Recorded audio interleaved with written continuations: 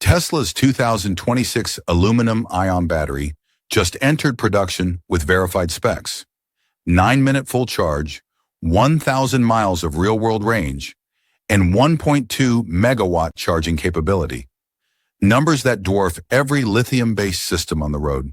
The chemistry relies on triple electron carriers, delivers 580 watt-hours per kilogram at cell level, and maintains 95% efficiency even at minus 15 degrees Celsius. Texas and Nevada factories are already running new production lines designed for 30 to 34 gigawatt hours annually. But here's what matters.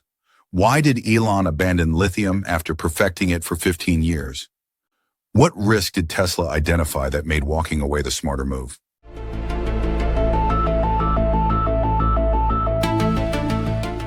Here's what Tesla saw that everyone else ignored. Lithium-ion has a hard ceiling. No matter how much money you throw at it, you can't push beyond 350 watt-hours per kilogram at pack level without the chemistry collapsing under its own heat. Cattle tried with their semi-solid cells, Panasonic pushed their limits with high-nickel designs, and every single attempt hit the same wall. Physics doesn't negotiate. Tesla spent 2 years testing every lithium variant on the market and concluded something brutal. The technology that got them here can't take them forward. So what does a company do when their core technology becomes their biggest liability? They don't announce it. They just build a replacement.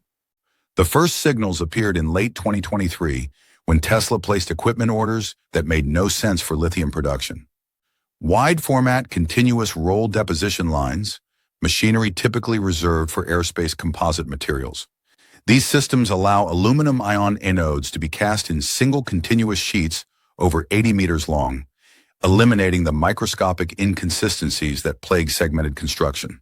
The result is 12% better conductivity compared to traditional methods, which sounds small until you realize that difference is what enables megawatt-level charging without thermal runaway. Did Tesla know back then that lithium couldn't scale to their 2030 production targets? Or did they discover something worse? What makes this equipment choice particularly telling is the plating speed. Traditional lithium slurry coating maxes out at 200 to 250 millimeters per second because the chemistry needs time to cure between layers. Push it faster and you get defects that destroy the cell. Aluminum-ion films can be deposited at over 900 millimeters per second continuously. No curing delays, no bottlenecks at drying ovens. This isn't a minor improvement. It's the difference between producing 18 gigawatt hours per production block with lithium versus 30 to 34 gigawatt hours with aluminum using roughly the same factory footprint. Tesla essentially quadrupled their manufacturing efficiency per square foot before anyone realized a new chemistry was in play.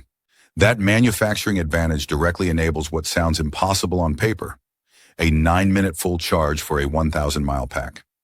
Let's break down why this number matters. A full charge in 540 seconds requires the battery to absorb energy at 1.2 megawatts sustained, not peak burst, sustained intake. Tesla's V4 superchargers currently max out at 350 kilowatts. Even BYD's platform 3.0 fast charge system, widely considered cutting edge in China, only hits 240 kilowatts. This new battery takes in more than 3 times what the fastest infrastructure can deliver right now. The equipment doesn't exist yet to feed this thing at full speed. The breakthrough comes from multi-electron charge carriers, which is where aluminum-ion fundamentally differs from lithium. Traditional lithium-ion cells move 1 electron per ion. That's the hard limit built into the chemistry. Aluminum-ion moves 3 electrons per ion, tripling the theoretical energy movement per cycle. Internal resistance drops by nearly half compared to Tesla's 4680 high-nickel cells because the ions don't wedge themselves into layered structures the way lithium does.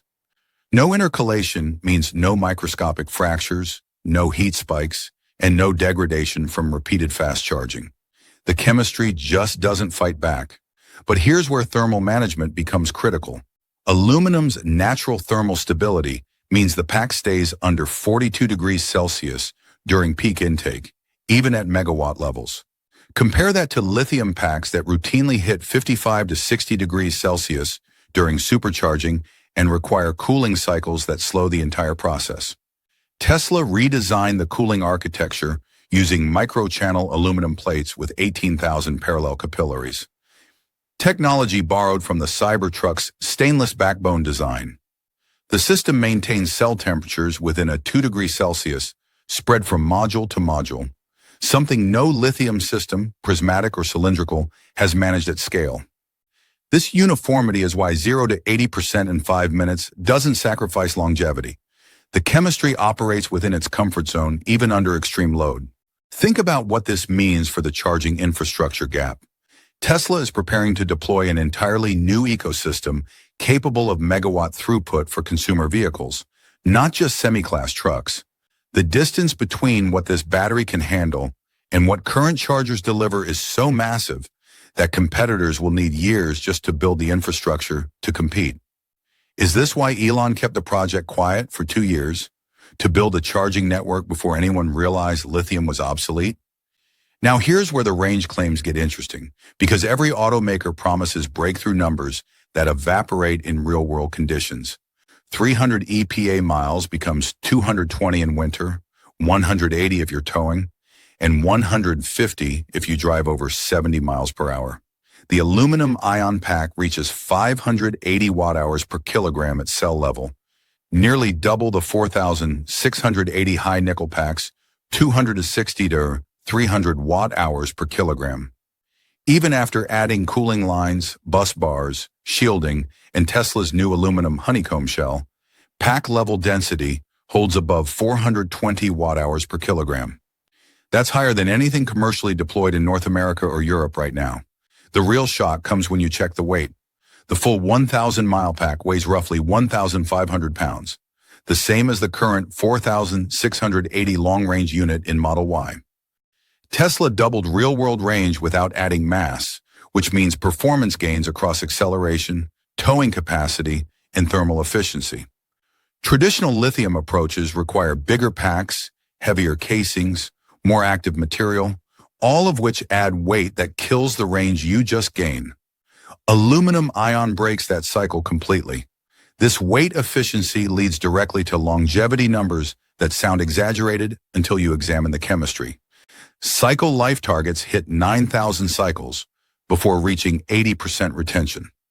That's a theoretical lifespan exceeding 9 million miles if charged daily from 0 to 100%.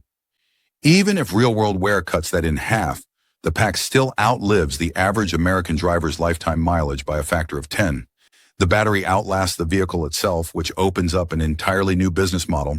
Tesla can rotate these modules into grid storage or megawatt buffering units after the car is retired. You're not buying a consumable battery anymore. You're buying energy storage that appreciates in utility over time. Cold weather performance reveals another weakness that lithium users have learned to accept as normal. Lithium-based packs lose significant efficiency below 10 degrees Celsius, sometimes dropping 30 to 40% in Canadian winters or Scandinavian conditions. Aluminum ion maintains 92 to 95% discharge efficiency even at minus 15 degrees Celsius. A 1,000-mile summer range doesn't collapse to 620 miles in January, a problem Northern European and Canadian drivers know intimately. Combined with lower internal impedance and negligible dendrite formation, the system avoids the winter charging slowdown that plagues even high-end EVs today. What does this do to the resale value of every lithium-based EV when buyers realize their winter range loss is a chemistry problem, not just a design compromise? But chemistry breakthroughs mean nothing if you can't manufacture at scale, which brings us to the supply chain reality nobody wants to discuss. Lithium, nickel, and cobalt markets are volatile and concentrated in geopolitically unstable regions. Prices swing wildly, supply chains break during conflicts, and refining capacity is overwhelmingly controlled by Chinese companies. Every lithium-dependent automaker is one trade war away from production shutdowns. Aluminum tells the opposite story. It's one of the most abundant elements in Earth's crust, priced consistently between $2,000 to $2,200 per metric ton, and sourced easily from North America, Australia, and Europe.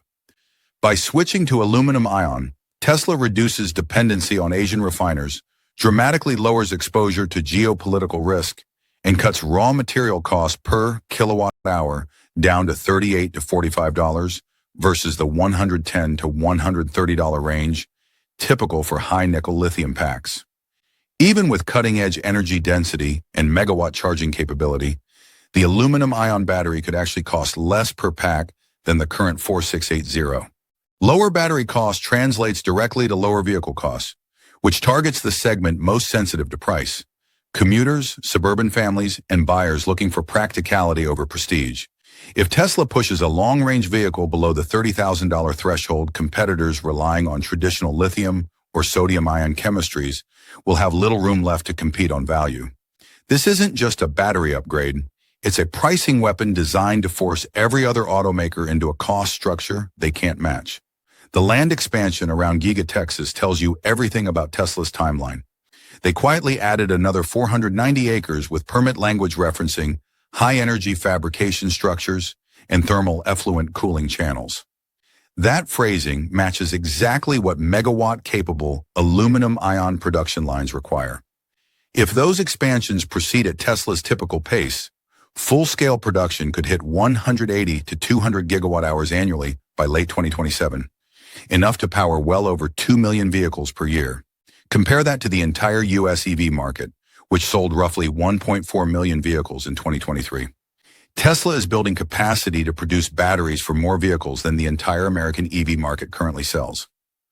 Either they're planning to dominate every price segment from $25,000 economy cars to $100,000 performance vehicles, or they're preparing to supply batteries to other automakers who can't develop the technology themselves. Which scenario terrifies legacy automakers more? And why is production ramping in late 2027, precisely when new EPA regulations force stricter efficiency standards and when many current lithium supply contracts expire? Legacy automakers will be scrambling to secure lithium at inflated prices, while Tesla's cost per kilowatt hour drops by 60%. This isn't a competitive advantage. It's a knockout punch delivered 2 years before the fight officially starts.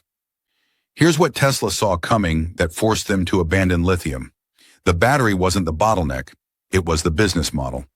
Lithium locked every automaker into a supply chain they couldn't control, with margins that collapse every time China adjusts export quotas or prices spike 400%.